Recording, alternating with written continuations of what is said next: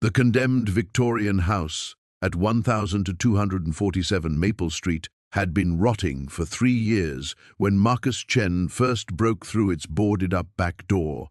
With nothing but a sleeping bag and $27 to his name, the award-winning landscape architect surveyed the debris-filled rooms where he'd spend his first night as a homeless man. His wife had taken the house, the business, even his tools, but she couldn't take what lived in his hands. Within weeks, Marcus began smuggling seeds and saplings from construction sites, transforming the abandoned lot into something impossible. Tomatoes climbed the crumbling porch, sunflowers burst through broken floorboards, the neighbors whispered about the mysterious gardener who'd turned urban decay into Eden. But when city officials arrive with demolition orders, Marcus faces losing his paradise, and the shy librarian, who's been leaving books and coffee on his makeshift garden gate. What Marcus doesn't know is that his midnight sanctuary holds a secret that could change everything, and someone has been watching his every move. Can a man who lost everything really build a new life from dirt and dreams? Before we jump back in, tell us where you're tuning in from, and if this story touches you, make sure you're subscribed, because tomorrow I've saved something extra special for you. Marcus pressed his back against the splintered doorframe, catching his breath in the pre-dawn darkness. The cramped studio apartment he'd called home for the past month felt more like a prison cell than refuge. 3 weeks since the final divorce papers. 21 days of staring at water-stained walls while his life savings drained away on rent he couldn't afford. He'd driven past the Victorian dozens of times during his better days, when he still wore tailored suits and drove the BMW. Back then, he'd mentally catalogued its bones: the good foundation, the south-facing exposure, the mature oak whose roots probably extended beneath the entire lot. Professional curiosity, nothing more. Now, standing in what had once been a kitchen, Marcus saw something different. Moonlight filtered through gaps in the boarded windows, illuminating patches where the floor had rotted away completely.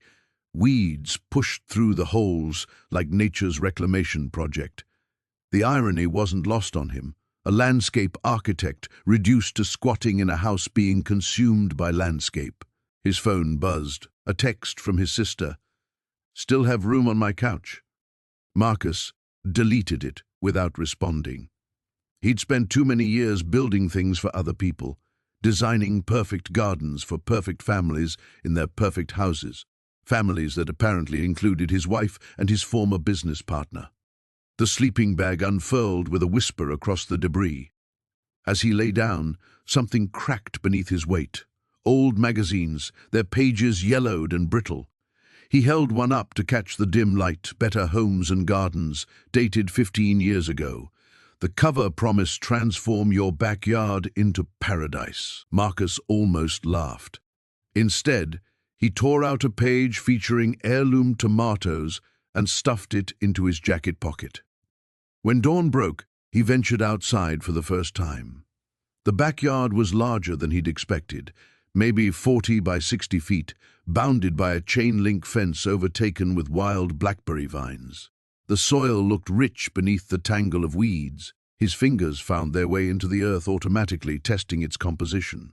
Loamy, well-draining, good pH balance, judging by what was already thriving here. The sound of a garbage truck rumbling down the alley made him freeze. He wasn't supposed to be here. The bright orange, condemned notice on the front door made that clear enough. But as the truck's engine faded, Marcus remained crouched in the garden space, his hands still buried in soil that felt more like home than anywhere he'd been in months. That afternoon, he walked 12 blocks to the construction site where his former company, now just his former partner's company, was installing a corporate plaza. The workers were loading a dumpster with dozens of healthy shrubs, casualties of a design change. Marcus waited until the lunch break, then approached the foreman. "Mind if I take some of those plants off your hands? Save you the dumping fee." The foreman shrugged. "Knock yourself out."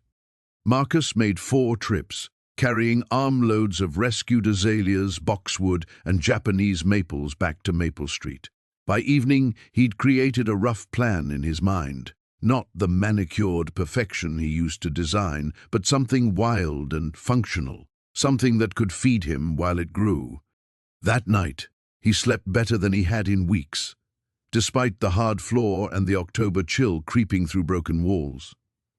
Outside, the rescued plants sat in makeshift containers, waiting for dawn and deeper roots. He didn't know yet about the woman who'd noticed his daily pilgrimages from her apartment window across the street. Didn't know she'd already started leaving her morning coffee to cool while she watched him work. Didn't know that buried beneath the oak tree's roots lay something that would change everything. All Marcus knew was that his hands remembered their purpose in soil, and for the first time since the papers were signed, tomorrow felt like possibility instead of just another day to survive. Marcus stood in the overgrown lot at dawn, watching steam rise from his coffee cup as the first rays of sunlight filtered through the skeletal remains of what had once been the Meridian Community Center. The building had been condemned for 3 years, its windows boarded up with plywood that had weathered to the color of old bones. Graffiti sprawled across the brick walls like angry prayers, and weeds pushed through cracks in the foundation with stubborn determination. He'd walked past this place every morning for 6 months now, ever since he'd moved into the cramped studio apartment 3 blocks away, all he could afford after Helena's lawyers had finished with him. The divorce settlement had been surgical in its precision, leaving him with just enough to survive, but not enough to truly live. His landscape architecture firm, the one he'd built from nothing over 15 years, now belonged to his former business partner. His house in Westfield, with its award-winning garden that had been featured in 3 magazines, was Helena's now, along with half of everything else he'd thought was his. But this place called to him. Every morning, he found himself stopping at the chain-link fence, studying the way morning glory vines had claimed the eastern wall, how wild roses had somehow found purchase in the rocky soil near the entrance. Nature was already working here, already beginning the slow process of reclamation. It just needed guidance. "You thinking about buying it?" Marcus turned to find an elderly black woman approaching with a small terrier on a leash. She had silver hair pulled back in an elegant bun and wore a cardigan despite the warm October morning. Her eyes held the kind of sharpness that came from decades of watching neighborhoods change. "I doubt the city's selling," Marcus replied, managing a smile. "Just looking. Name's Dorothy Williams. Been living on Maple Street for 43 years. She gestured toward the building.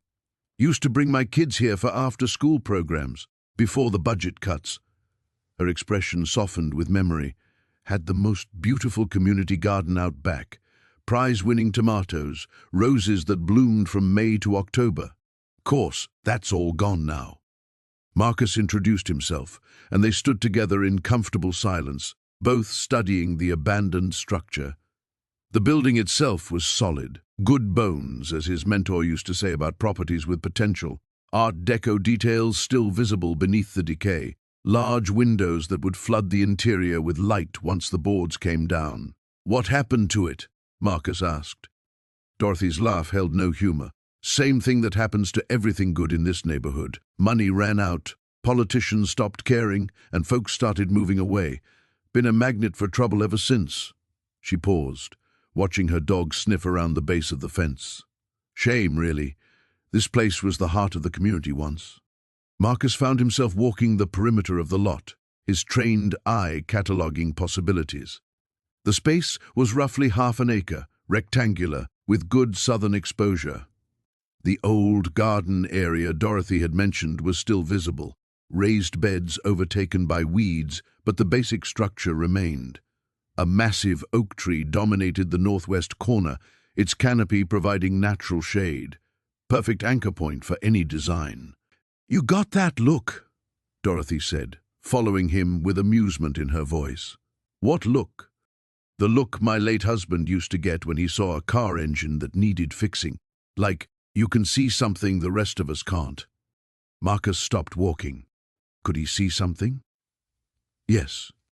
He could see children playing in a restored garden, neighbors gathering for evening concerts on a small amphitheater carved into the natural slope of the land. He could see food growing where only weeds grew now, fruit trees providing shade and sustenance, rain gardens managing runoff while creating habitat for birds and butterflies. But seeing and doing were different things entirely. He had no money, no connections, no legal claim to this space. The city would never approve an unauthorized renovation, especially not from someone whose professional reputation had been tarnished by very public personal failures. "Sometimes seeing's enough to start with," Dorothy said quietly, as if reading his thoughts. "My grandmother used to say that everything beautiful begins with someone willing to look past what is to what could be." A police cruiser slowed as it passed, the officer inside giving them a long look before continuing down the street. The message was clear. This wasn't a neighborhood where people lingered without purpose. "I should get going," Marcus said, but his feet seemed reluctant to move. Dorothy studied him for a long moment. "You know, I've got coffee at home, and my kitchen window looks right out over this lot. Good place to sit and think, if you're ever in a thinking mood." As she walked away, her small dog trotting beside her, Marcus took one last look at the condemned building. In his mind, he could already see it transformed, not restored to what it had been, but reimagined as something entirely new, something that honored the past while embracing possibility. He turned and headed home, but the vision followed him. Marcus stood at the chain-link fence, studying the abandoned lot through the diamond-shaped gaps. 3 weeks had passed since the divorce papers were finalized, and he'd driven by this place every day on his way to the temporary studio apartment that now served as both home and office. The property stretched nearly half an acre, choked with invasive vines and punctuated by the skeletal remains of what had once been a small apartment building. The morning sun cast long shadows across the debris, but Marcus saw something else entirely. His trained eye traced the natural slope of the land, noted how the mature oak tree in the back corner had somehow survived decades of neglect, its canopy creating a perfect focal point. Water pooled in the low areas after rain, suggesting possibilities for retention gardens that could manage runoff while creating habitat. A rusty condemned, no trespassing sign hung at an angle from the fence, its red letters faded to the color of dried blood. Marcus pulled out his phone and checked the property records he'd researched the night before. The lot had been tied up in litigation for 7 years, passed between city departments and abandoned by developers who couldn't make the numbers work. No one wanted it, which was exactly why Marcus did. He walked the perimeter, his architect's mind cataloguing assets and challenges. The soil quality would need testing, but the established tree roots suggested good drainage. The eastern exposure would support a wide variety of plantings, and the slight elevation change offered opportunities for terracing. Most importantly, the location sat at the intersection of 3 struggling neighborhoods, a forgotten triangle that could benefit from something beautiful. Marcus had spent 15 years designing landscapes for people who had everything: sprawling suburban estates, corporate campuses, luxury developments. He'd been good at it, good enough to build a successful firm with his ex-wife Sarah handling the business side. But those projects had always felt like exercises in perfection, sterile compositions that looked impressive in magazines but lacked soul. This place had soul. Wounded, neglected, forgotten soul, but soul nonetheless. His phone buzzed with a text from his lawyer about dividing the remaining business assets. Marcus silenced it without reading the details. Sarah could have the client list, the office lease, the prestigious projects.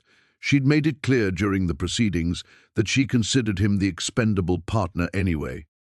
A jogger passed on the sidewalk, earbuds in, barely glancing at the eyesore lot. Marcus imagined what she might see in 6 months if his idea worked. Native wildflowers spilling over reclaimed wood borders, fruit trees offering shade and sustenance, vegetables growing in raised beds tended by neighbors who'd rediscovered what it meant to nurture something together. The fantasy felt impossible and essential at the same time. Marcus found a gap in the fence where someone had cut the chain link. Probably teenagers looking for a place to drink beer and escape adult supervision. He squeezed through, officially becoming a trespasser. The ground crunched under his boots. Broken glass, fragments of concrete, decades of accumulated trash. But as he walked deeper into the lot, he also found treasures. Bricks from the demolished building, weathered but still solid, perfect for pathway borders. Pieces of ornate metalwork that could become trellises, a concrete foundation that could support a tool shed or community gathering space. Near the back oak tree, Marcus discovered evidence that he wasn't the first person to see potential here. Someone had cleared a small area and planted tomatoes in mismatched containers. Coffee cans, paint buckets, an old cooler with drainage holes drilled in the bottom. The plants were thriving despite their humble circumstances, heavy with green fruit that would ripen in the late summer heat. "They're Cherokee purples," a voice said behind him. Marcus spun around to find a woman in her 60s watching him from the tree line. She wore garden gloves and carried a watering can, her silver hair pulled back in a practical ponytail. Her dark skin had the healthy glow of someone who spent time outdoors, and her eyes held a mixture of wariness and curiosity. "I'm sorry," Marcus said, suddenly aware that he was trespassing and she'd caught him in the act. "I was just looking at my tomatoes," she finished. "Most people see a vacant lot. You're seeing something else, aren't you?" Marcus nodded slowly. "You planted these?" "Started them from seeds my grandmother brought from Tennessee in 1952. Been growing them ever since, but my backyard's too shady now." She gestured toward a modest house visible through the trees. "This spot gets perfect morning sun. It's illegal, though. The trespassing, I mean." The woman smiled, the expression transforming her face. "So is letting good land go to waste while people go hungry. I'm Clara, by the way. Clara Washington." Marcus Reed. Clara set down her watering can and extended a dirt-stained glove. "Well, Marcus Reed, you want to help me water these tomatoes while you tell me what you're really seeing when you look at this place." Marcus woke to the sound of rain drumming against the warehouse's broken skylights. Water dripped steadily into the collection of buckets and pots he'd strategically placed around his makeshift sleeping area. The concrete floor was cold beneath the thin camping mat, and his breath formed small clouds in the morning air. 3 weeks of living in this place, and he still wasn't used to the bone-deep chill that settled in before dawn. He rolled over and checked his phone. 6:30 a.m. and already 2 missed calls from his lawyer. Marcus let his head fall back against the rolled-up jacket he used as a pillow. Whatever Patricia's legal team had cooked up now could wait until he'd had coffee. The camping stove hissed to life, its blue flame a small comfort in the grey light filtering through grimy windows. While water heated, Marcus pulled on his work boots and walked the perimeter of the space, checking for new leaks or damage from the night storm. The warehouse was in worse shape than he'd initially thought, but there was something about its bones, the soaring ceiling, the way light moved through the space, the surprising acoustics, that kept him here, despite having enough money for a decent apartment. His phone buzzed. The lawyer again. "What now, Jim?" "Marcus, we need to talk. Patricia's attorney filed a motion yesterday claiming you're hiding assets. They want to examine your living situation." Marcus kicked at a loose piece of concrete. "There's nothing to hide. She took everything that mattered to the court. That's not how they see it. They think you're living somewhere rent-free to avoid reporting additional income or support. We need documentation of where you're staying and what you're paying." The irony wasn't lost on him. If Patricia's team discovered he was squatting in a condemned building, it would either prove he truly had nothing left or paint him as mentally unstable. Neither option felt particularly appealing. After ending the call, Marcus stood in the doorway looking out at the overgrown lot. The rain had stopped, leaving everything glistening and somehow more alive. He'd been sketching ideas for the space in the evenings. Nothing serious, just idle thoughts about what could grow here. The soil was surprisingly good beneath all the weeds and debris. Someone had loved this place once. By mid-morning, he was back at his temporary landscaping job across town, installing a garden bed for a client who changed her mind about plant placement every 15 minutes. The work was mindless enough that his thoughts kept drifting back to the warehouse lot, to the way morning light hit the brick wall, to the mature oak tree at the far corner that had somehow survived decades of neglect. "Excuse me, are you the landscape guy?" Marcus looked up from the ornamental grass he was positioning for the fourth time. A woman stood at the property line, holding a coffee cup and wearing paint-splattered overalls. She was probably in her early 30s, with dark hair pulled back in a messy bun and curious eyes that seemed to take in everything at once. "Guilty as charged," he said, straightening up. "Though I'm starting to think miracle worker might be more accurate, given what this client expects." She laughed, a genuine sound that made him realize how long it had been since he'd heard one. "I'm Elena. I live next door. I was wondering if you do consultations for smaller projects." "Much smaller," she added with a rueful glance at her own yard. Marcus followed her gaze to a postage stamp-sized backyard that was mostly dirt and disappointment. But he could see potential there, a small seating area, some vertical growing space, maybe a water feature along the back fence. Depends on what you have in mind. Something that doesn't look like a crime scene would be a good start. Elena stepped closer, lowering her voice. "Between you and me, I think my landlord is hoping I'll give up and move out if the outside space stays terrible enough." There was something in her tone that resonated with Marcus, the weariness of fighting battles that felt rigged from the start. Bad landlord? The worst. He owns half the block and seems to think maintenance is a suggestion rather than a responsibility. She paused, studying his face. "You look like you might understand the feeling." Marcus surprised himself by nodding. "More than I'd like to, lately." They stood there for a moment, two strangers connected by the universal experience of feeling ground down by circumstances beyond their control. Then Elena's expression brightened. "Well, maybe we can help each other out. I can't pay much, but I make excellent coffee, and I'm told I'm good company. Plus, anything you do would be an improvement over the current wasteland situation." Marcus found himself smiling for the first time in weeks. "I'll take a look after I finish this job. Fair warning, though. I'm between permanent addresses at the moment, so my usual business cards are in storage." "Even better," Elena said. "I don't trust people who have their lives too figured out." The sound of approaching footsteps on gravel made Marcus freeze, his hands still wrapped around the handles of his wheelbarrow. Through the gap in the chain-link fence, he could see a woman in a crisp navy blazer, making her way across the lot, her heels clicking against the broken concrete with determined precision. She carried a leather portfolio and wore the kind of expression that suggested she was used to getting answers. Marcus quickly assessed his options. The back of the property opened onto an alley, but he'd have to abandon his tools and the native saplings he'd spent his last $40 acquiring from a wholesale nursery on the outskirts of town. The woman was moving with purpose, not the casual gait of someone who'd stumbled onto the property by accident. "Excuse me?" she called out, her voice carrying the authority of someone accustomed to being heard. "Are you the person responsible for this?"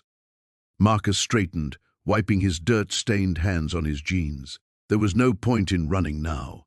"Depends on what you mean by this."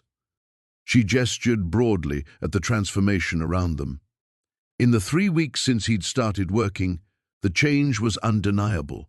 What had been a debris-strewn wasteland now showed the bones of something intentional. Native grasses had been planted in sweeping curves that followed the natural drainage patterns.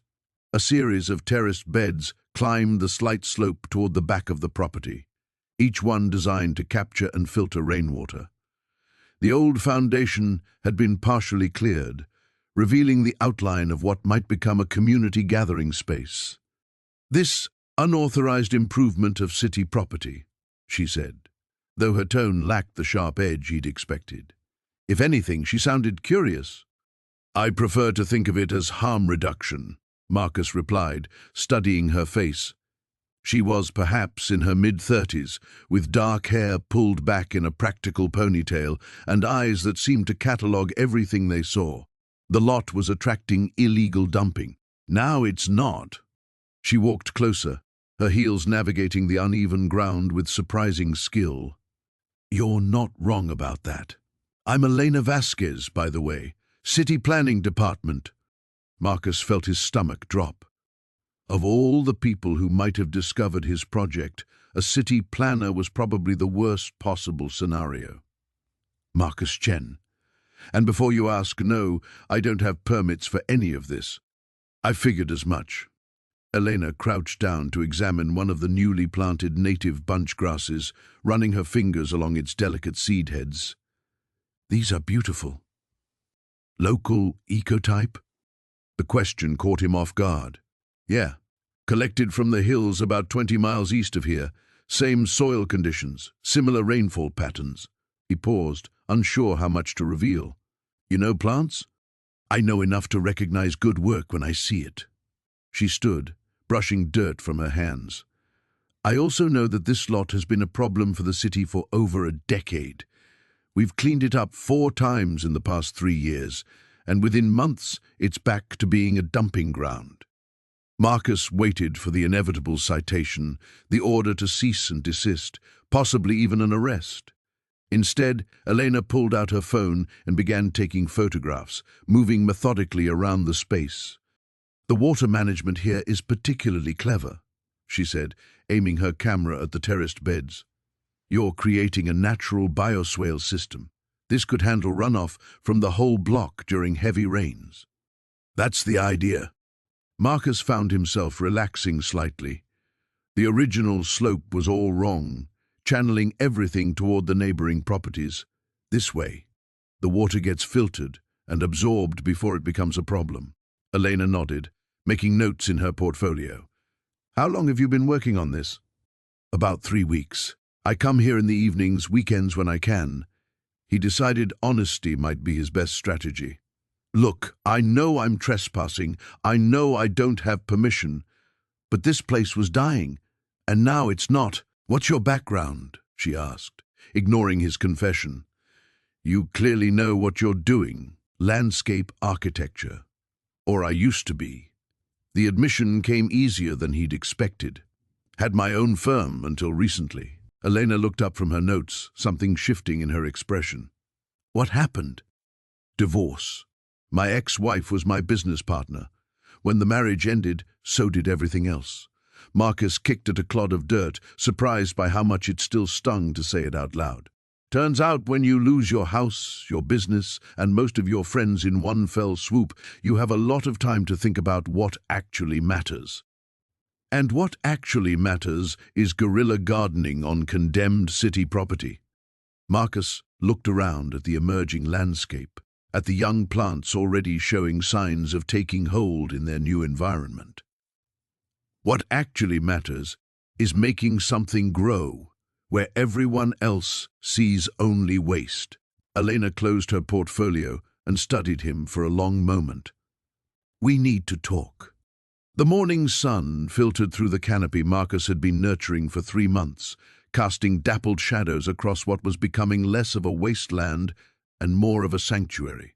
He paused in his work, wiping sweat from his brow as he surveyed the terraced garden beds he'd carved into the sloping terrain. Native wildflowers had begun to establish themselves alongside the vegetables, creating patches of unexpected color that seemed to pulse with life. A familiar voice called out from the street. "You know, most people use front yards for grass and maybe a mailbox." Marcus turned to find Elena approaching with 2 steaming cups and a canvas bag slung over her shoulder. She'd been stopping by regularly, sometimes with coffee, sometimes with questions about soil composition that he suspected she already knew the answers to. Today, she wore paint-stained jeans and a faded blue sweater that brought out the gold flecks in her dark eyes. "Most people don't have vision," he replied, accepting the coffee gratefully. The bitter warmth cut through the morning chill that still lingered despite the season's change. "Is that what this is? Vision?" She settled onto one of the salvaged wooden benches he'd positioned to overlook the garden's heart. A small clearing where he'd been working on something special. Or beautiful madness. Does it matter which? Elena laughed, a sound that had become as essential to his mornings as the coffee she brought. "I suppose not. Beauty is beauty, regardless of its origins." She pulled a sketchbook from her bag, flipping to a page covered in pencil drawings. "I've been working on something, inspired by your beautiful madness." The sketches showed his garden from various angles, but transformed. Where he saw potential, she'd drawn completion. Climbing structures adorned with flowering vines, intimate seating areas carved into natural alcoves, pathways that curved and beckoned rather than simply connecting points A and B. "Elena, these are—" He stopped, studying a particular drawing that showed the central clearing transformed into an amphitheater of sorts, with concentric circles of native stone and built-in planters. "How did you know?" "Know what?" "That's exactly what I've been planning for the center space. I haven't told anyone, haven't even sketched it out properly." He pointed to her drawing. "But this is exactly what I see when I close my eyes." A flush crept up her neck. I've been watching you work. The way you move through the space, where you pause, where you look longest, it's like you're having conversations with the land that I can almost hear." They sat in comfortable silence, passing the sketchbook between them. Marcus found himself studying not just her vision for his project, but the confident strokes of her pencil, the way she'd captured light and shadow, the small details that revealed how closely she'd been observing. "There's something else," she said, her voice carrying a note of nervousness he hadn't heard before. "The community center where I teach. They're having their annual fundraiser next month. It's usually just a dinner and silent auction, pretty standard stuff. But this year, the coordinator had to step down, and they asked if I'd take over." "That's great. You'll be amazing at it." "I want to do something different, something that shows what art and community can create together." She turned to face him fully. "I want to hold it here." Marcus nearly choked on his coffee. "Here? Elena, this is an illegal garden on condemned property. I'm basically a squatter with good intentions and a degree in landscape architecture." "Exactly. You're proving that beautiful things can grow in the most unlikely places, that someone with passion and vision can transform forgotten spaces into something that matters." Her eyes lit up with the fervor he'd seen when she talked about her students. "These people, they write checks for charity and feel good about themselves, but this would show them what's possible when you actually engage with your community. And when the city shows up, when someone realizes we're holding an event on property I have no legal right to use, then we deal with that when it happens. But Marcus, look around. Look what you've created in just 3 months. This isn't just a garden anymore. It's proof that the abandoned places in our world don't have to stay abandoned." He stood, pacing to the edge of the cleared area where native grasses swayed in the morning breeze. The rational part of his mind catalogued all the ways this could go wrong. Trespassing charges, potential lawsuits, the end of his quiet sanctuary. But another part, a part that had been dormant since his divorce, whispered that maybe some risks were worth taking. "How many people are we talking about? 50? Maybe 60? He turned back to find Elena watching him with an expression that was equal parts hope and determination. In the morning light, surrounded by the evidence of what he'd already accomplished against all reason, the idea didn't seem quite so impossible. "We'd need better paths, more seating, and lighting. Lots of lighting." Elena's smile bloomed like one of his wildflowers. "Is that a yes?" "That's a beautiful madness." The rain had been falling for 3 days straight, turning the garden into a muddy battlefield. Marcus stood at the kitchen window, watching water cascade from the makeshift gutters he'd rigged along the greenhouse frame.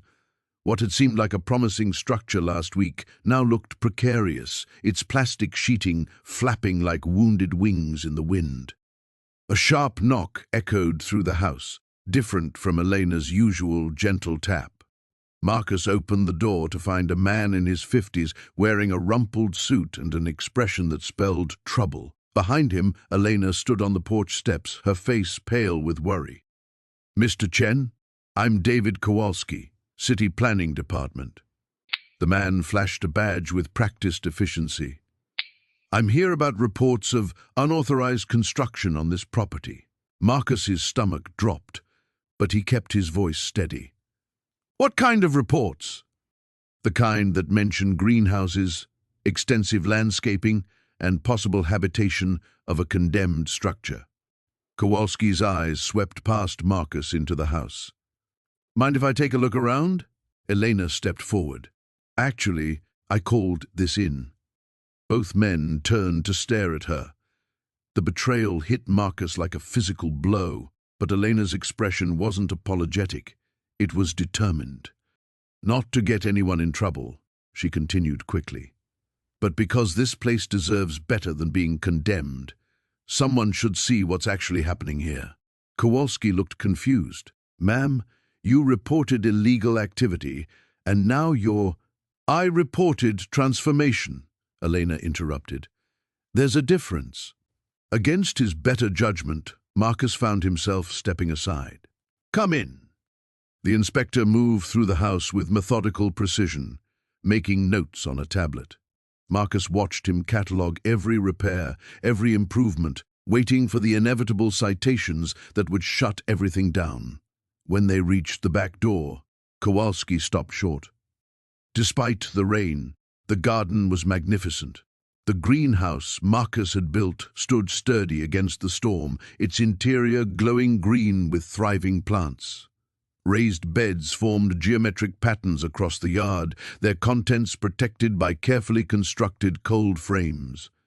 A stone pathway wound between planters bursting with late-season vegetables and herbs. "How long have you been working on this?" Kowalski asked quietly.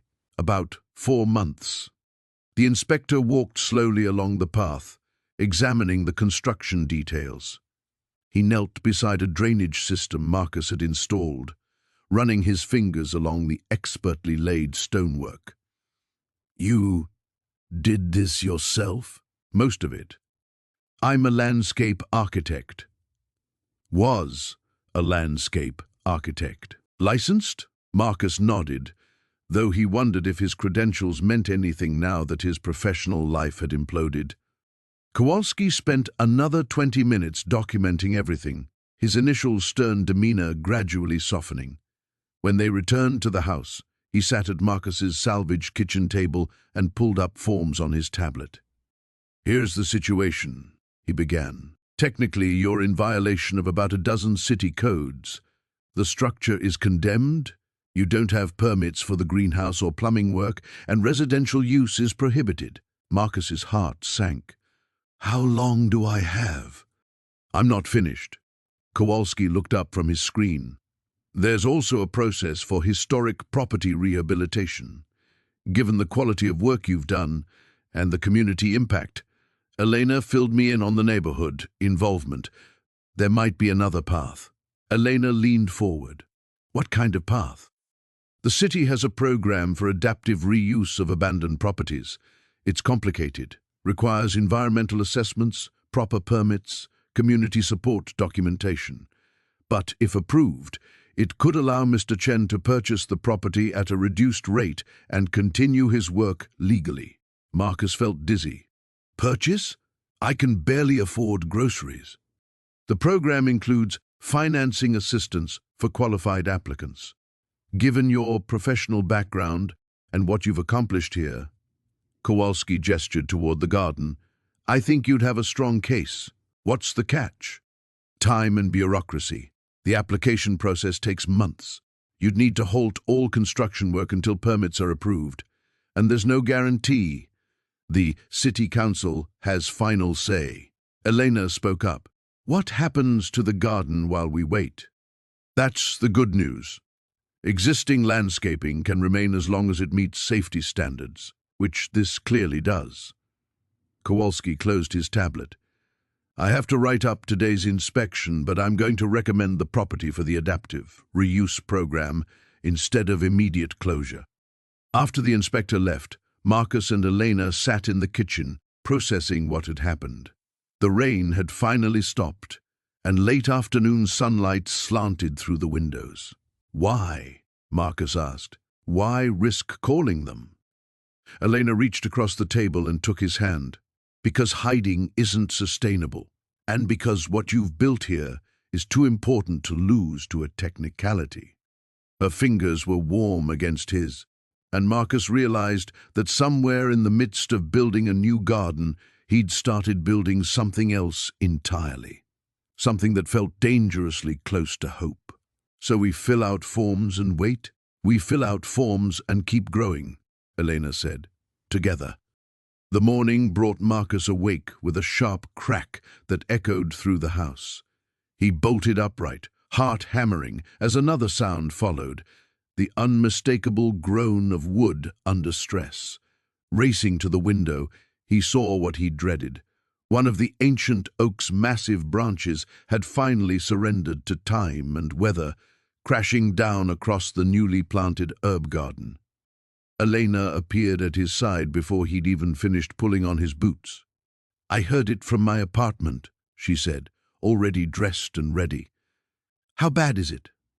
Together they surveyed the damage in the grey dawn light. The branch had crushed 3 weeks of careful planting, scattered soil across the makeshift pathways, and left a gaping wound in the tree's canopy that would change everything about how light reached the garden. 6 hours of work minimum, Marcus muttered, running his hands through his hair. And that's if we can find someone to help move the branch. I'll call in sick, Elena said without hesitation. You can't keep doing that. You've already used too many personal days helping here. She turned to face him, something fierce flickering in her dark eyes. Don't tell me what I can and can't do with my time, Marcus. This place matters. Before he could respond, footsteps crunched on the gravel path. Mrs. Chen appeared around the corner, followed by 3 people Marcus had never seen before. A young man with paint-stained fingers, an older woman carrying a thermos, and a teenager with purple hair who looked like she'd rather be anywhere else. We came as soon as we saw, Mrs. Chen announced. These are my neighbors from Maple Street. They've been watching what you're doing here. The young man stepped forward, extending his hand. I'm David. I teach art at the community center. Been wanting to ask if you'd let me bring some kids here for outdoor painting sessions. And I'm Ruth, the older woman added. I run the food pantry at St. Mark's.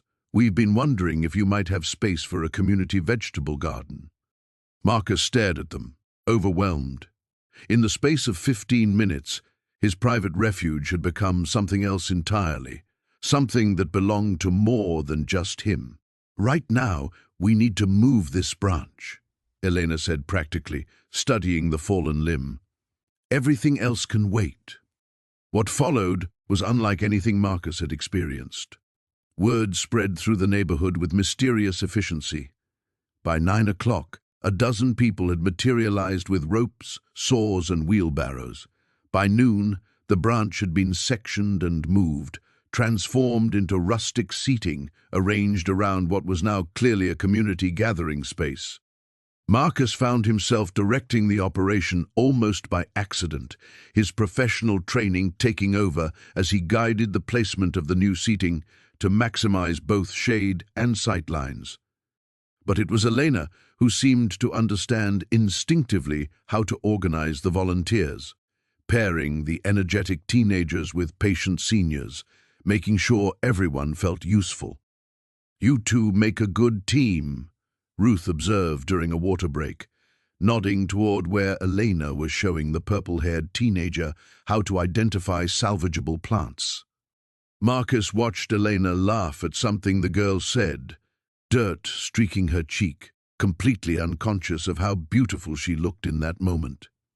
"We're just friends," he said automatically. Ruth raised an eyebrow. "Uh-huh. And I'm just someone who happens to make soup for 40 people every Tuesday." The afternoon brought unexpected revelations. David sketched constantly as he worked, capturing angles and light patterns that Marcus had never noticed. The teenager, Zoe, he learned, turned out to have an encyclopedic knowledge of native plants from hours spent hiding in local parks. Mrs. Chen revealed that she'd been a master gardener in China before immigrating, her expertise evident in how she assessed soil drainage with just a handful of earth. As the sun began to set, the volunteers gradually dispersed, but not before making plans to return. David wanted to discuss the art program. Ruth scheduled a meeting about the vegetable garden. Zoe simply announced she'd be back Saturday to help with weeding. When only Marcus and Elena remained, sitting on one of the improvised benches as darkness gathered around them, the silence felt different than it had that morning. Fuller somehow, charged with possibility. "This isn't what you planned, is it?" Elena asked quietly. Marcus looked around at the transformed space, more organized than it had been that morning, but also more alive, marked by the presence of people who had claimed it as their own. "No," he admitted. "I thought I was just trying to fix something broken, for myself. And now?" He considered the question as the first stars appeared overhead. "Now, I think maybe the thing that was broken was bigger than just me." Elena's hand found his in the darkness, her fingers warm and certain. "Maybe some things are supposed to be broken open, instead of just fixed." Marcus squeezed her hand, understanding finally that his secret garden had evolved into something he'd never imagined, something that might actually save more than just himself. The sound of boots on gravel made Marcus look up from the irrigation lines he was installing. 3 figures approached through the morning mist, their uniforms unmistakable even at a distance. Code enforcement. His heart hammered against his ribs as he slowly stood, wiping dirt from his hands. "Are you the property owner?" The lead officer, a stern woman with graying hair, held a clipboard like a weapon. "I'm Marcus Chen. I'm working on the property." Technically true, he told himself. "We've received multiple complaints about unauthorized construction and water usage. Do you have permits for this work?" Marcus glanced around at his transformed lot. 6 weeks of dawn-to-dusk labor had created something extraordinary from the abandoned wasteland. Raised beds overflowed with vegetables that neighbors had been quietly harvesting. A small greenhouse sheltered seedlings that would feed families through winter. Solar panels powered the water pumps that brought life to everything he'd planted. "I can explain." "Sir, this property is condemned. Any improvements without city approval are violations." She handed him a thick packet of papers. "You have 72 hours to cease all activity and remove any structures you've built." After they left, Marcus sat among his tomato plants, the citation heavy in his hands. Everything he'd rebuilt, everything that had given his life meaning again, would be torn down. The irony wasn't lost on him. He'd finally created something beautiful, only to face another kind of demolition. "Rough morning?" Sarah's voice startled him. She stood at the fence line, her camera bag slung over her shoulder, but for once she wasn't taking pictures. "They're shutting it down." He held up the papers. 3 days to destroy everything. She climbed through the gap in the fence, the same opening where she'd first appeared weeks ago. "Mind if I sit?" They settled on the wooden bench Marcus had built from salvaged lumber, surrounded by the gentle hum of bees working among the flowers. "Tell me about your ex-wife," Sarah said quietly. The question caught him off guard. "That's random, is it? Someone taught you that you're not worth fighting for. I'm guessing it was her." Marcus pulled a tomato from the vine, turning the warm fruit in his hands. "Victoria had this way of making me feel like I was never enough. Not successful enough, not ambitious enough. When she left, she took everything. The house, most of our money, even my confidence that I could build something worthwhile. And now? He gestured at the garden around them. Now I'm about to lose this too. Sarah was quiet for a long moment, watching butterflies dance among the marigolds. You know what I see when I look at this place? I see someone who's brave enough to create beauty where others saw only decay. Someone who feeds his neighbors without asking for recognition. Someone who transformed not just a lot, but himself. Pretty words won't stop the bulldozers. No, but maybe the right people will. She stood, pulling out her phone. I've been documenting everything that happens here. The families who come for vegetables. Mr. Rodriguez teaching his grandson to plant seeds. Mrs. Kim sharing recipes with the college students. This isn't just your garden anymore, Marcus. It's a community. Over the next 2 days, Sarah worked with an intensity that amazed him. Her photos appeared on social media, accompanied by the story of the garden and the looming deadline. Local news picked it up. Food bloggers wrote about urban agriculture. Environmental groups shared posts about sustainable living. Marcus tried to stay focused on his plants, but his phone wouldn't stop buzzing with messages from strangers offering support. A petition demanding the city preserve the garden gained hundreds of signatures within hours. On the final morning, Marcus arrived expecting to find demolition crews. Instead, he discovered nearly 50 people gathered in his garden. Neighbors he'd met and many he hadn't. Students from the college, families with children. Mrs. Kim stood near the greenhouse with a thermos of coffee and homemade pastries. We're not letting them tear this down, announced Tommy, the teenager who'd been helping with the heavier work. This place matters. Sarah appeared at Marcus's elbow, her camera capturing everything. Channel 7 is sending a crew. The mayor's office called this morning asking for a meeting. I don't understand. You built something people need, she said simply. And sometimes, when you create something beautiful enough, the world notices. Councilwoman Janet Reeves arrived at 10 o'clock, picking her way carefully between the raised beds in her business suit. She spoke quietly with several neighbors, tasted tomatoes, and examined the solar-powered irrigation system with obvious interest. Mr. Chen, she said finally, I think we need to talk. The city has been looking for demonstration projects in urban agriculture. Perhaps we can find a way to make this official. As the crowd began to disperse, Sarah lingered behind.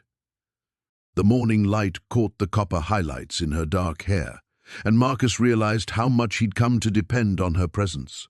Thank you, he said. For what? For seeing something worth saving. She stepped closer, her hand finding his. I see lots of things worth saving. The sound of footsteps on gravel made Marcus look up from the native grass seedlings he was transplanting along the property's eastern border. 3 figures approached through the morning mist, 2 men in dark suits flanked by a woman carrying a clipboard and camera. His stomach dropped as he recognized the purposeful stride of authority. Marcus Chen? The taller man flashed a badge. I'm Inspector Davidson, City Planning Department. We need to talk. Marcus wiped his dirt-covered hands on his jeans, his mind racing. Behind the officials, he could see Elena emerging from the community kitchen, her face tight with concern. A few of the regular volunteers had frozen mid-task, sensing the tension. This is about the property violations, Davidson continued, not waiting for confirmation.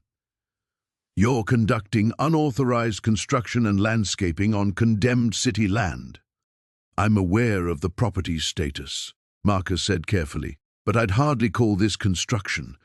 We're cleaning up an abandoned lot. The woman with the clipboard stepped forward. Mr. Chen, satellite imagery shows extensive landscaping, installation of irrigation systems, and what appears to be a permanent greenhouse structure. This goes far beyond basic cleanup. Marcus felt Elena approach behind him, her presence both comforting and complicated. They'd grown closer over the past weeks, their collaboration on the garden blooming into something deeper. late evenings spent planning plant rotations had turned into conversations about their pasts, their fears, their dreams for this space that was becoming so much more than either had imagined. "How much trouble is he in?" Elena asked, stepping beside Marcus. Davidson's expression softened slightly as he took in the transformed landscape around them. Where once stood a debris-filled wasteland, carefully planned garden beds now showcased native plants beginning their spring emergence. The greenhouse, built from reclaimed materials, housed seedlings that would soon feed dozens of families. "The penalties could be substantial," Davidson admitted. "Unauthorized use of city property, unpermitted construction, violation of zoning ordinances." He paused, watching an elderly man tend to a raised bed nearby with obvious pride. "Though I have to say this isn't what we expected to find." The second official, who'd remained silent, spoke up. "The complaint came from Meridian Development. They're claiming your activities are interfering with their planned acquisition." Marcus's jaw tightened. Meridian, the company that had been circling this neighborhood like vultures, buying up properties for yet another luxury development that would price out long-time residents. "Interfering how?" Elena demanded. "By proving this land has value beyond corporate profit?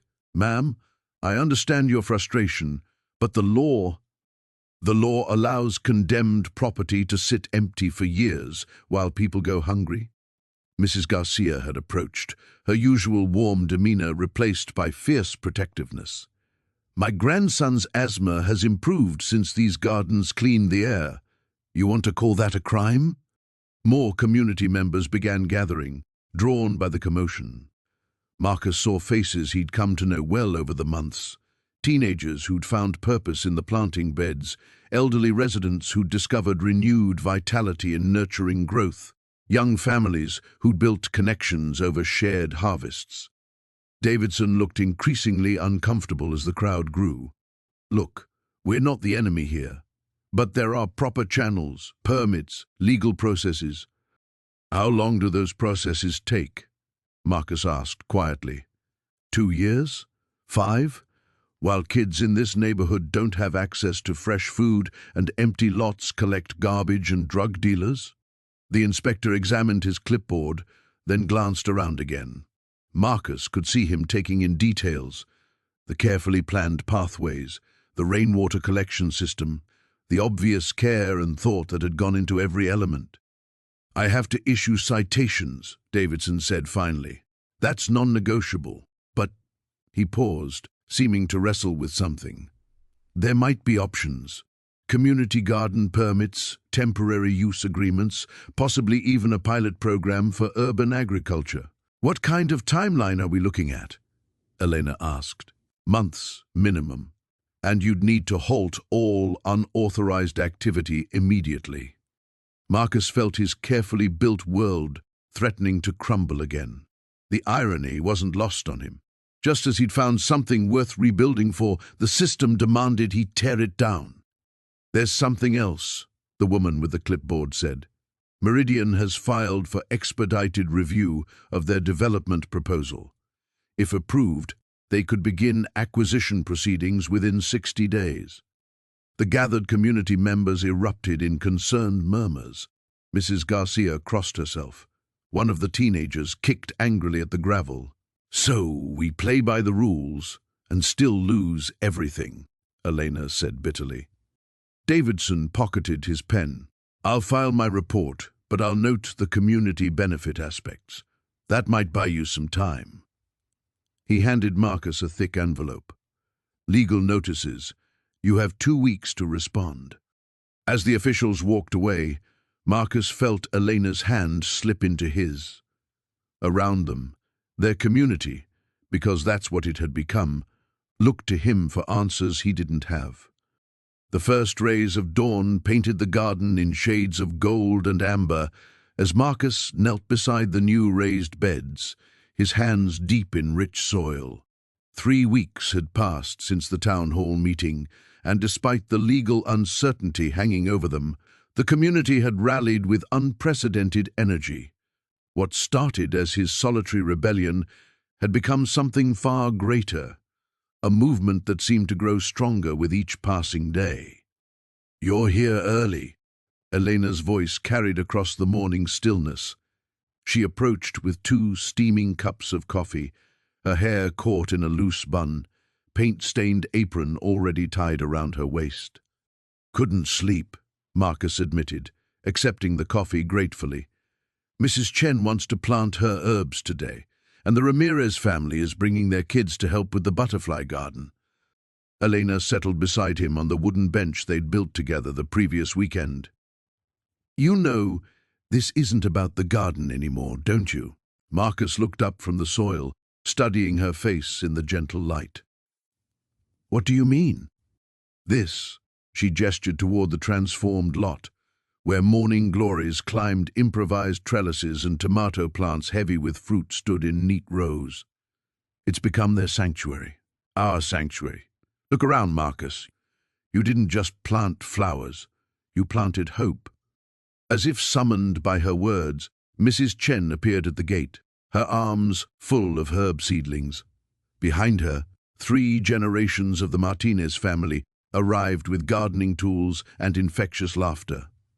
Soon, other neighbors began filtering in, each bringing something: seeds, tools, stories, or simply their presence. Marcus watched Tommy Ramirez, the shy 8-year-old from down the street, carefully transplant marigolds under Mrs. Chen's patient guidance. The elderly woman spoke to him in a mixture of English and Mandarin, her weathered hands covering his small ones as they worked the soil together. "My grandmother would have loved this," Elena said softly, following his gaze. "She always said gardens were where different worlds could grow together." "Tell me about her," Marcus said, genuinely curious about the woman who had clearly shaped Elena's perspective. "She came here with nothing but flower seeds sewn into the hem of her dress. During the war, when everything was uncertain, she grew food for anyone who needed it. She used to say that when people share the work of growing things, they remember how to trust each other again." Elena's words resonated deeply as Marcus watched the scene unfolding around them. David Martinez was showing his teenage daughter how to properly prune tomato plants, while she rolled her eyes but listened intently. Mrs. Peterson from the corner house, who normally kept to herself, was laughing as she helped Tommy identify different butterfly species attracted to their newly planted milkweed. "Marcus," Elena said, her voice carrying a note of concern, "what happens if the city follows through on their threats? If they really do force us to tear this all down?" He'd been avoiding that question, focusing instead on each day's small victories. But watching this community that had grown around their shared vision, the thought of losing it felt unbearable. "I don't know," he admitted, "but I'm starting to think maybe that's not the right question." "What do you mean?" Marcus set down his coffee and turned to face her fully.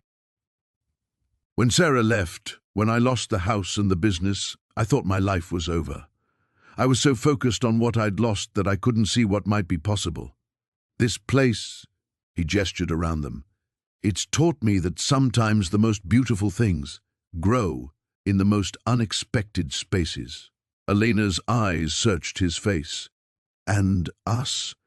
What are we growing here?" The question hung between them, laden with possibility and uncertainty. Marcus had been asking himself the same thing as their friendship deepened into something more complex and treasured.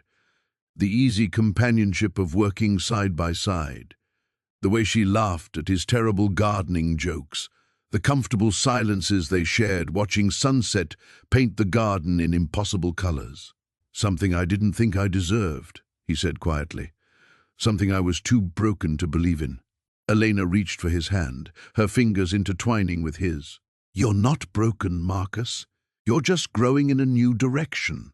A burst of laughter from the children broke the moment's intensity, but neither pulled away. Tommy came running over, his hands cupped carefully around something precious. "Miss Elena, Mr. Marcus, look what we found." He opened his small palms to reveal a tiny monarch caterpillar, striped in yellow, black, and white. "It means the butterflies are coming," Mrs. Chen announced with satisfaction. "The garden is ready for new life." As Marcus looked around at the faces surrounding them, young and old, representing half a dozen different backgrounds but united in their shared purpose, he realized Elena was right. They weren't just growing plants here. They were growing community, resilience, and something that felt remarkably like hope. Whatever came next, whatever battles lay ahead, this moment was real. This connection was real. And sometimes that was enough foundation to build a future on. The sound of machinery breaking through the morning quiet sent Marcus bolting upright from his makeshift bed in the tool shed. Through the grimy window, he could see the yellow bulk of a bulldozer positioning itself at the garden's entrance, its blade already lowered like a weapon ready to strike. His hands shook as he pulled on his boots. 3 months. They'd given him 3 months, and somehow he'd convinced himself that meant forever. The cease and desist order, crumpled in his back pocket, felt like a death sentence he'd been carrying around, hoping it would somehow disappear. Elena appeared at his side, her dark hair still tousled from sleep. She'd been staying over more frequently, claiming the commute from her apartment was too long, but Marcus knew the real reason. They both felt the borrowed time slipping away like sand through their fingers. "The community meeting isn't until tonight," she said, her voice tight with controlled anger. "They can't just... They can do whatever they want." Marcus watched as workers in hard hats began setting up orange cones and barriers. "It's their property." Mrs. Chen emerged from her house across the street, still in her bathrobe, her face a mask of fury. Within minutes, she was on her phone, her voice carrying across the morning air in rapid-fire Mandarin. Marcus didn't need to understand the words to know she was mobilizing the neighborhood network that had formed around the garden over the past months. The bulldozer's engine revved, a mechanical roar that seemed to drown out the morning bird songs. Marcus felt something break inside his chest as the blade made contact with the entrance arbor he'd built from salvaged fence posts. The wood splintered with a sound like bones snapping. "Stop!" Elena's voice cut through the noise as she ran toward the machine, her hands raised. "You have to stop!" The operator, a weathered man who looked uncomfortable with his task, shut off the engine. In the sudden silence, Marcus could hear his own heartbeat thundering in his ears. A woman in a crisp business suit stepped out of a black sedan, Sandra Hoffman, the development company's project manager. Marcus had spoken to her on the phone countless times, her voice always professionally polite as she explained why his requests for more time were impossible to accommodate. "Mr. Rivera," she said, her tone suggesting she was dealing with an unruly child. "You've had adequate notice. This property is scheduled for demolition to begin site preparation for Riverside Commons." "Riverside Commons," Marcus repeated, the words bitter in his mouth. Another bland complex of overpriced condos that would house people who already had too much while ignoring those who had nothing. Cars began pulling up along the street. First came David with his camera equipment, documenting everything with the intensity of a war correspondent. Then Kofi arrived with 3 other men from the community center, their faces grim but determined. Mrs. Patterson from the corner house appeared with a thermos of coffee and a lawn chair, settling in like she planned to make this a siege. The project manager checked her watch and made a call. Marcus caught fragments of her conversation. Unexpected resistance, media presence, legal implications. Her professional composure was beginning to crack. Elena had positioned herself directly in front of the bulldozer, her arms crossed. The operator looked between her and his supervisor, clearly hoping someone else would make the decision about what to do next. "This garden feeds 12 families," she called out to Sandra Hoffman. "Children learn here. People heal here. You want to destroy that for what? More luxury housing that half the city can't afford?" Marcus walked over to stand beside Elena. His throat felt raw, but he found his voice. I know I don't have legal standing here. I know I was trespassing technically, but look around you. He gestured to the small crowd that continued to grow, neighbors emerging from houses, people arriving by bus and bicycle. This place matters to people.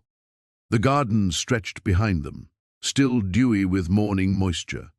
Tomato plants heavy with fruit, sunflowers turning their faces toward the rising sun, the small pond where Mrs. Chen's grandson had caught his first fish just last week. 3 months of work, but somehow it felt like a lifetime. Sandra Hoffman's phone rang again. She answered with increasing irritation, walking away from the group for privacy. Marcus watched her shoulders tense as whoever was on the other end delivered what sounded like unwelcome news. When she returned, her expression had shifted from professional authority to barely contained frustration. There's been a complication. City Council has called an emergency session for this afternoon. All demolition activities are suspended until further notice. The small crowd erupted in cheers. Elena grabbed Marcus's hand, squeezing so tight it almost hurt. But even as relief flooded through him, Marcus knew this was just a reprieve, not a victory. The real battle was still ahead. The morning sun filtered through the canopy Marcus had built over the community gathering space, casting dancing shadows across the weathered picnic tables where neighbors now sat sharing coffee and planning their day. 3 months had passed since the city council meeting, and the transformation felt almost miraculous. What had once been an illegal act of desperation had become the heart of a thriving neighborhood renaissance. Marcus stood at the edge of the garden, watching Mrs. Chen teach a group of children how to identify different herbs. Her weathered hands moved gently among the basil and mint, her voice carrying the patience of someone who understood that growth took time. The kids hung on her every word, their faces bright with curiosity. "You've created something special here," Elena said, appearing beside him with 2 steaming mugs. She'd taken to stopping by most mornings before heading to her office, and Marcus had grown to treasure these quiet moments together. "We created it," he corrected, accepting the coffee gratefully. "I just moved some dirt around." She laughed, that warm sound that still made his chest tighten with something he was finally ready to call love. Always so modest. "Did you see the article in the Times yesterday?" Marcus groaned. The media attention had been relentless since the council's decision to not only approve the project, but to fund its expansion. Reporters called daily, asking about his revolutionary approach to community development and his phoenix-like rise from personal tragedy. He preferred the quiet reality of watching tomatoes ripen and seeing neighbors who had never spoken become friends. "I told you, I'm not doing any more interviews. Let the garden speak for itself." "Actually," Elena said, her tone shifting to something more serious, "I wanted to talk to you about that. About speaking for itself, I mean." Marcus turned to study her face, noting the slight tension around her eyes. In the months they'd been growing closer, he'd learned to read her moods like weather patterns. "What's on your mind?" "The developers who wanted this lot originally? They're back, and they're not happy about the attention this project is getting. My firm has been getting calls." A chill ran down Marcus's spine despite the warming morning air. "What kind of calls?" "The kind that suggests there might be complications if we continue representing community interests over commercial ones. They're implying that other projects could be affected. Other clients might reconsider their relationships with us." Marcus set down his mug, his hands suddenly needing something to do. He began deadheading the marigolds that bordered the main path, a nervous habit he'd developed. "Are you telling me you need to step back?" "I'm telling you that my partners are asking questions. And I'm telling you that I don't care what they think, but I need you to understand what we might be facing." The weight of her words settled between them like a physical thing. Marcus had been through this before, the moment when supporting him became too costly for someone he cared about. He'd watched his ex-wife choose security over loyalty, watched friends disappear when his life became complicated. The familiar ache of abandonment began to bloom in his chest. "I understand," he said quietly, not looking up from the flowers. "Do you?" Elena's voice was sharp now. "Because I don't think you do. I think you're already deciding that I'm going to leave, just like she did." The accuracy of her observation hit him like a physical blow. He straightened, finally meeting her eyes. "Aren't you?" "Marcus." She stepped closer, her hand finding his arm. "I've been thinking about leaving the firm, starting my own practice, focusing on projects like this one, work that actually matters." He stared at her, processing words that seemed to come from an alternate universe where people chose principle over profit, where caring about something meant fighting for it rather than walking away. "You do that?" "I do that for me," she said firmly. "For us. For this." She gestured toward the garden, where Carlos was now showing a group of teenagers how to properly prune the grapevines, where Sarah sat reading to her daughter under the apple tree, where Mr. Patterson was sketching the layout for expanded children's play area. "But I need to know you're in this with me, really in it, not just waiting for the next disaster, not just assuming I'll bolt when things get hard. We're building something here, Marcus, all of us. But you and I, we could build something together that's bigger than either of us alone." Marcus looked around at the impossible garden, at the community that had sprouted from nothing but stubborn hope and a willingness to believe in second chances.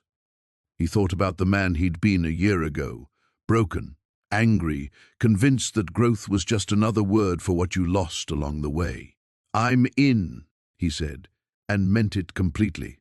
"Whatever comes next, I'm in." Elena smiled, and when she kissed him, it tasted like coffee and courage and the kind of future worth fighting for. The morning air carried the scent of jasmine and fresh mulch as Marcus walked through what had once been a concrete wasteland. 3 months had transformed the space into something that still took his breath away. Children's laughter echoed from the playground he'd built from reclaimed materials, while elderly residents tended raised garden beds filled with tomatoes and herbs. Elena emerged from behind a trellis heavy with morning glories, soil streaking her forearms, her hair escaping from a loose bun. The sight of her sent that familiar warmth through his chest, a feeling he'd thought was lost forever after his divorce. "The community meeting is in an hour," she said, approaching with that slight furrow between her brows that appeared whenever she was worried. "Are you ready?" Marcus nodded, though his stomach churned. Today the city council would decide whether to legalize their garden or tear it down. The media attention had forced their hand. Too many people were watching now for them to simply look the other way. "Whatever happens," Elena said, reaching for his hand, "we've already won. Look around you." She was right. Mrs. Chen was teaching her grandson to plant seeds while chatting with Miguel, the former gang member who now led their youth gardening program. The teenage girl who'd been cutting herself had color in her cheeks as she watered the butterfly garden. Dr. Petrov, the retired physician, was checking on the medicinal herb section he'd designed. "I know," Marcus said, squeezing her fingers. "I just can't bear the thought of losing this. Losing you." Elena stepped closer, her free hand touching his cheek. "You're not going to lose me, Marcus, not over this." Before he could respond, commotion erupted near the entrance. A small crowd was gathering, voices raised in animated discussion. Marcus felt his heart sink. Reporters again, or maybe protesters. But as they hurried over, he realized the crowd was different. A woman in her 50s was gesturing excitedly at the children's area, while a man in an expensive suit nodded approvingly at the composting system. More people were arriving, many carrying clipboards and cameras. "Marcus Rivera?" A tall woman with silver hair approached them. "I'm Janet Morrison from the State Urban Development Council. We've been following your project with great interest." Marcus felt Elena's hand tighten in his. "Following it how?" Janet smiled. We'd like to discuss funding opportunities and legal pathways to expand this model citywide. The next hour passed in a blur of introductions and questions. Representatives from the state, two environmental nonprofits, and a community development corporation had all arrived to assess the garden. They measured, photographed, and interviewed residents with an enthusiasm that left Marcus dizzy. The social impact data is remarkable, explained Dr. Sarah Williams from the university's social work department. Crime in this neighborhood has dropped 30%. Emergency room visits for depression and anxiety are down 22%. Property values have increased, but not enough to displace existing residents yet. Elena grabbed Marcus's arm. "Did you know about this?" He shook his head, bewildered. "I had no idea anyone was tracking those numbers." "We've been monitoring since the first news story," Janet explained. "This is exactly the kind of community-led development we want to support. Provided, of course, that today's council meeting goes well." They walked to City Hall together, the garden's supporters forming an impromptu parade down the sidewalk. Marcus marveled at the faces around him, people whose lives had intertwined through soil and seeds, whose stories had grown together like plants in companion gardens. The council chambers were packed beyond capacity, with an overflow crowd gathered outside. Marcus took his seat at the front, Elena beside him, and looked up at the 5 council members who would decide their fate. Councilwoman Rodriguez spoke first. "Given the significant public interest and the remarkable documentation of positive community impact, this council moves to not only legalize the existing garden, but to designate it as the city's first community innovation zone."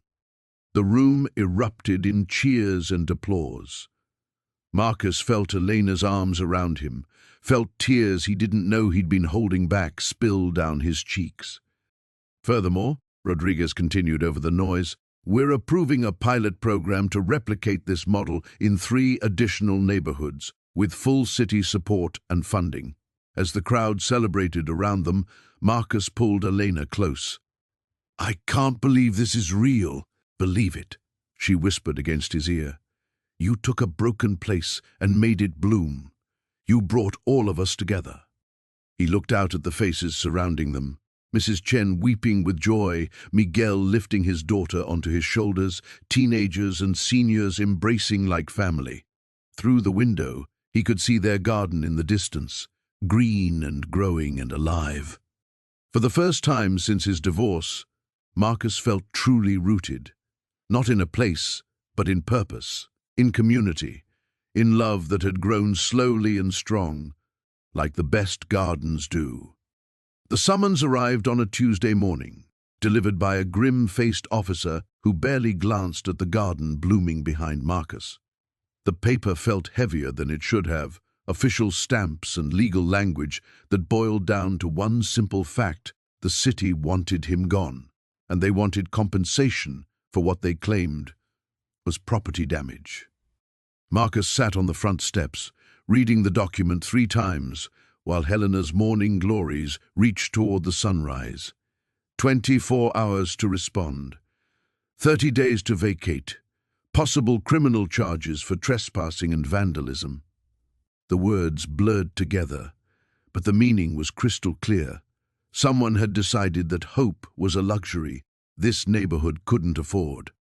"Bad news travels fast," Elena said, settling beside him with 2 cups of coffee.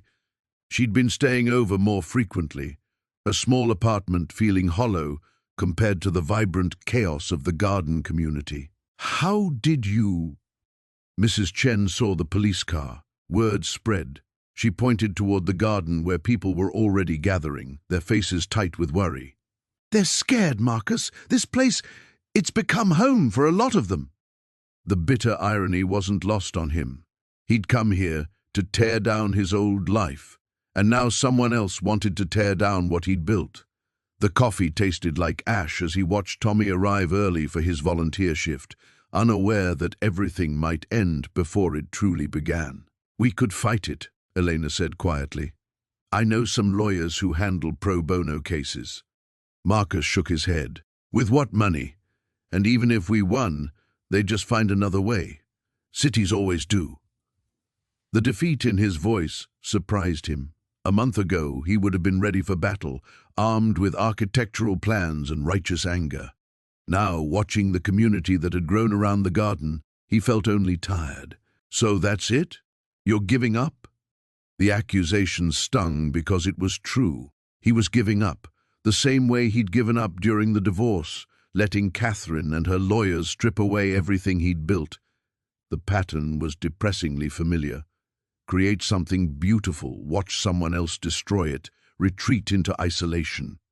By noon, the garden buzzed with nervous energy. People tended plants with unusual intensity, as if their attention alone could protect this fragile paradise. Marcus found himself moving through the space like a ghost, seeing it already in ruins. The city would bring bulldozers probably next month. They'd scrape away the soil, level the raised beds and cover everything with concrete. In 6 months, no one would remember that anything beautiful had existed here.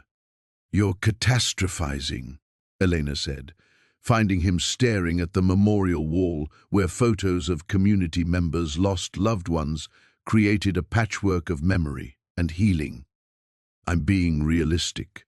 Look at this place. Really look at it. We're squatters on condemned land, growing vegetables in contaminated soil. It was always temporary. Nothing beautiful is permanent, Marcus. That doesn't make it worthless." Her words hit harder than the legal summons. He thought about his marriage to Catherine, how he'd treated it like an architectural project, something to be perfected and preserved rather than lived in and loved. The garden was the opposite of that, messy and imperfect and absolutely alive. What if we moved it? The idea came out of nowhere, born from desperation and too much coffee. Moved what? All of it. The community garden model, the volunteer program, the whole concept. Find legal land, start over. He was thinking out loud now, his architect's mind already sketching possibilities. There are other abandoned lots, other neighborhoods that need hope. Elena studied his face. That would mean starting from nothing again. "I'm good at starting from nothing." The truth of it surprised him. 6 months ago, starting over had felt like failure. Now it felt like possibility. They spent the afternoon walking through nearby neighborhoods, identifying potential sites, empty lots where crack houses had been demolished, parks that existed only on city planning maps, strip malls killed by economic downturn. The urban decay that had once depressed Marcus now looked like opportunity. "This one," Elena said, stopping in front of a weedy triangle of land where 3 streets converged.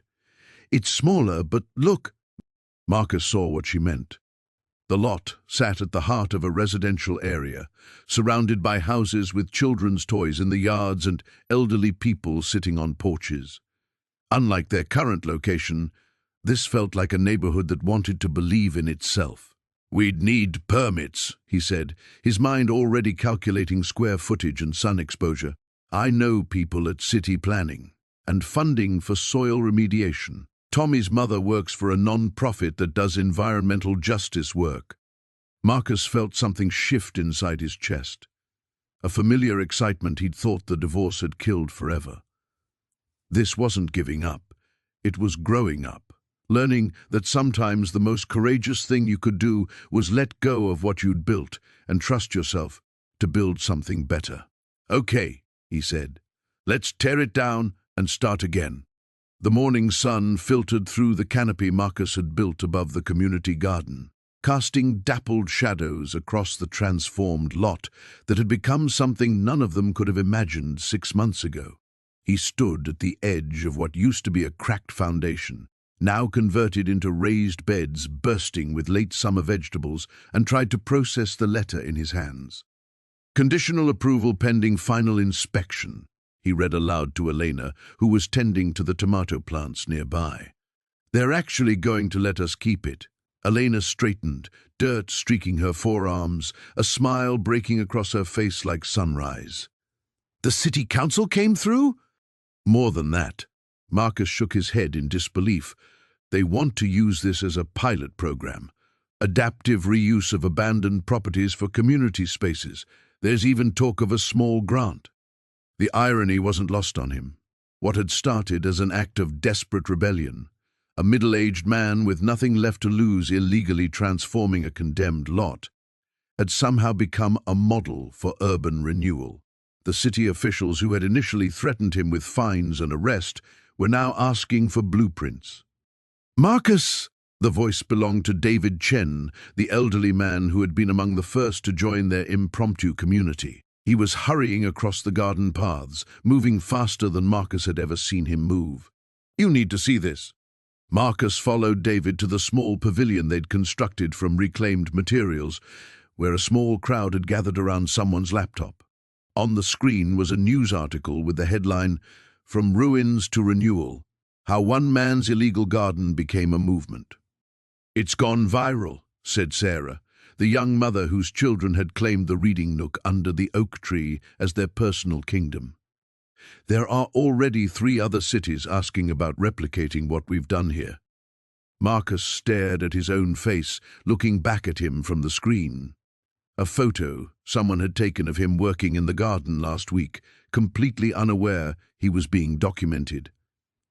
The man in the image looked nothing like the broken, desperate person who had first climbed over that chain-link fence months ago. This version of himself had dirt under his fingernails and purpose in his eyes. "Fame," Elena said, appearing at his elbow. "How does it feel?" "Terrifying," he admitted. "What if we can't live up to the expectations? What if this was just a fluke?" "Then we'll figure it out together," she said. And the certainty in her voice steadied something inside him that he hadn't even realized was shaking. The afternoon brought a steady stream of visitors, journalists, city planners, curious neighbors, and delegations from other communities wanting to see the transformation for themselves.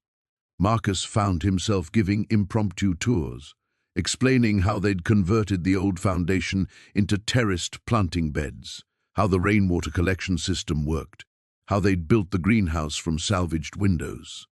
But what he found himself talking about most wasn't the technical aspects of the design, it was the people.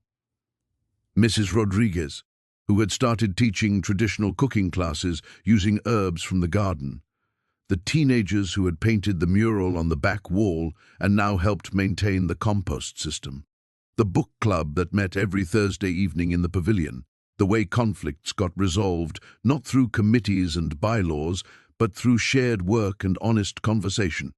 The architecture was just the beginning. He found himself telling a reporter from the local paper, the real transformation happened when people started showing up. As evening approached and the last of the visitors departed, the core group of gardeners remained, settling into their familiar rhythm of watering, weeding, and harvesting. Marcus watched Elena deadheading flowers while humming under her breath, watched David teaching Sarah's youngest daughter how to identify different types of beetles, watched the easy way people moved around each other in the space, like dancers who had learned each other's steps. His phone buzzed with a text message. For a moment his chest tightened, old habits from months of legal battles and hostile communications. But this message was from his architect friend Tom in Portland. Saw the article. "Proud of you, man. Also, know a developer here who's interested in your approach. Want to talk?" More opportunities. More chances to spread what they'd built here. 6 months ago the prospect would have terrified him. Now, with Elena's laughter carrying across the garden and the scent of jasmine heavy in the evening air, it felt like possibility opening up like a flower. He slipped the phone back into his pocket without responding.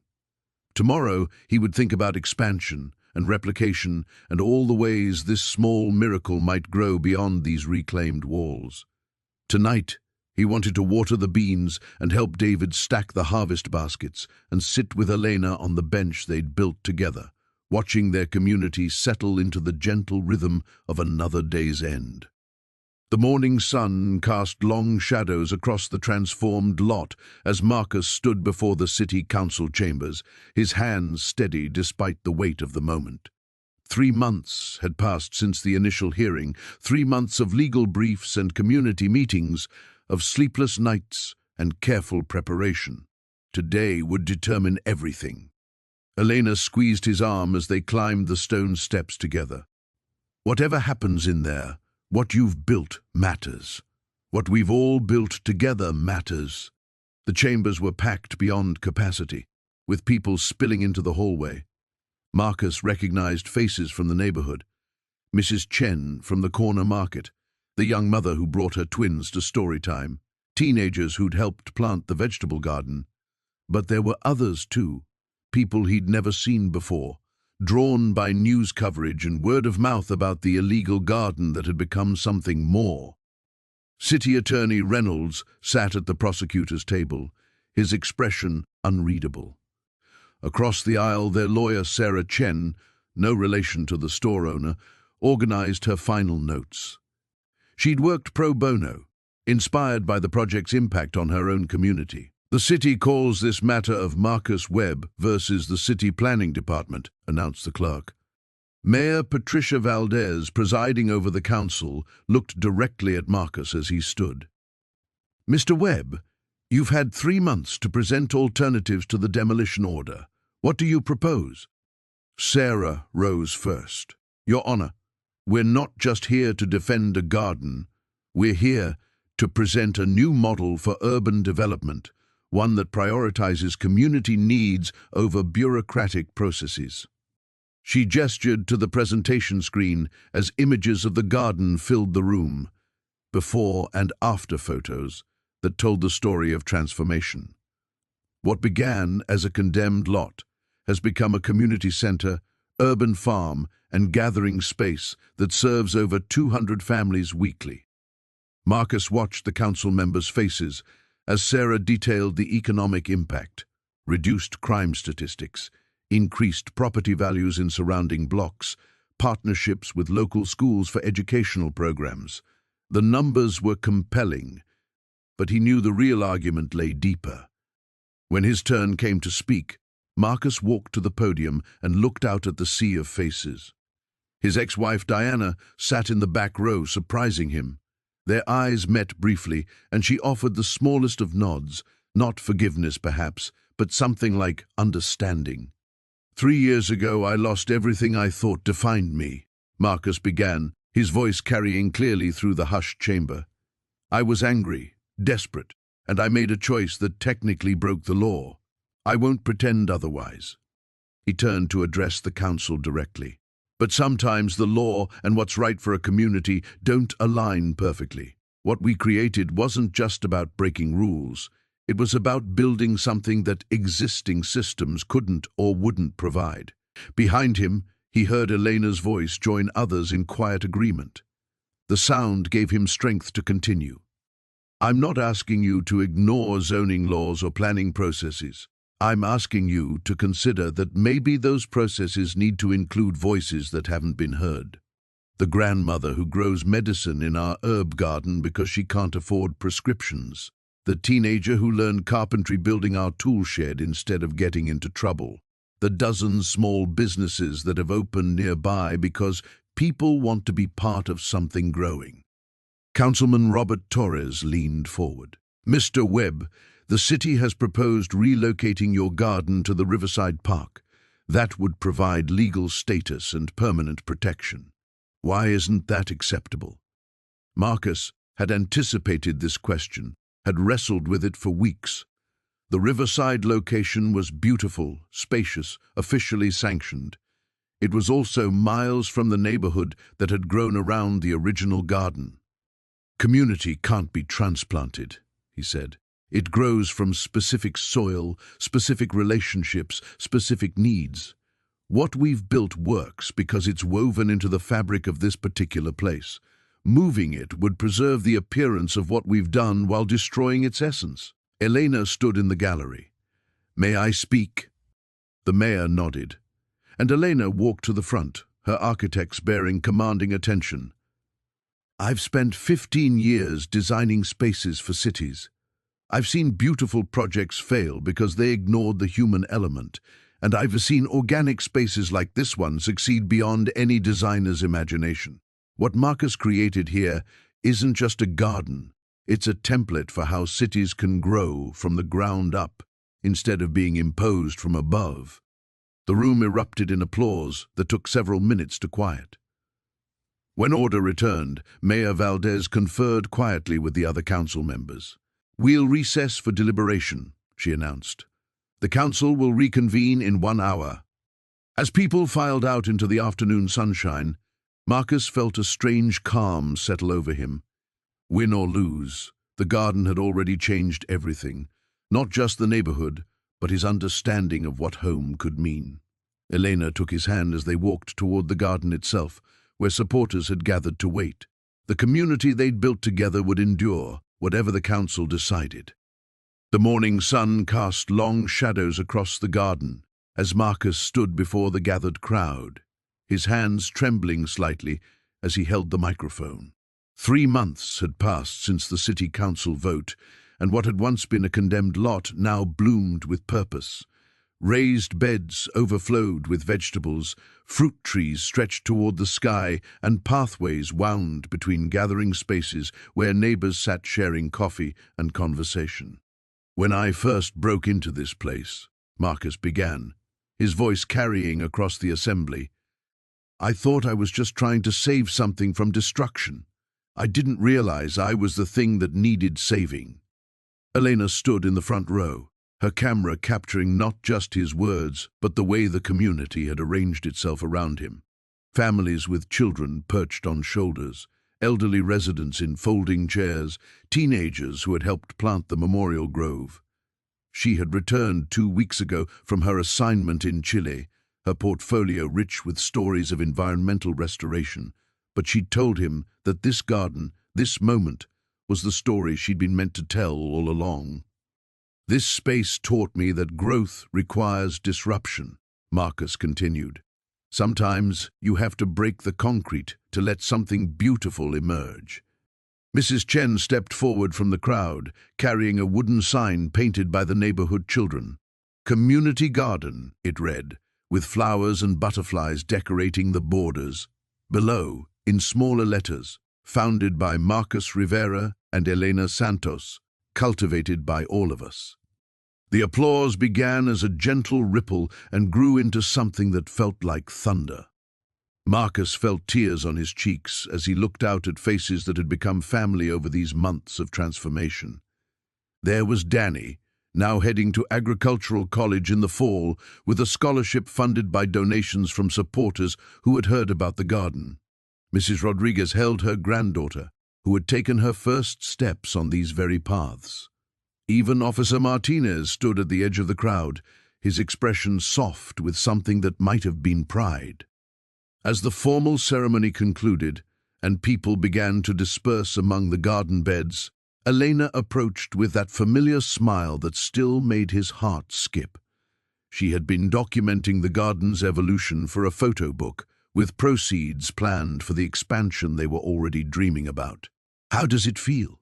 she asked, slipping her hand into his as they walked toward the greenhouse, where it had all begun. "Terrifying," he admitted. 6 months ago I was hiding here, afraid of being caught. Now we're talking about expanding to 3 more lots, and the city wants me to consult on their new Green Spaces initiative. And Elena Santos Photography has more work than she can handle, documenting urban renewal projects across the state," she added, bumping his shoulder with hers. "Funny how things grow when you're not trying to control them." They paused beside the memorial grove they had planted for those the community had lost. 7 small fruit trees, each with a plaque, each chosen for their ability to thrive in challenging conditions. Marcus touched the bark of the closest one, a cherry tree planted for Elena's grandmother. "I got the final divorce papers yesterday," he said quietly. Elena turned to face him, her expression gentle but unworried. They had talked through the complications, the way his ex-wife's legal team had tried to claim ownership of his newfound success. But the garden belonged to the community now, legally protected as a non-profit organization with Marcus and Elena as co-directors. "How do you feel?" "Free," he said, and meant it. But also, he reached into his pocket, his fingers closing around the small velvet box he had been carrying for a week, scared in a completely different way. Elena's eyes widened as he dropped to one knee beside the cherry tree, the sounds of the garden celebration continuing around them like a symphony of new life. "Elena Santos," he said, his voice stronger now than it had been at the microphone. "You taught me that some things are worth the risk. Will you help me grow something beautiful for the rest of our lives?" A yes came through tears and laughter, and as he slipped the ring onto her finger, a simple band embedded with seeds from the first sunflowers they had planted together, Marcus understood that this was what redemption looked like.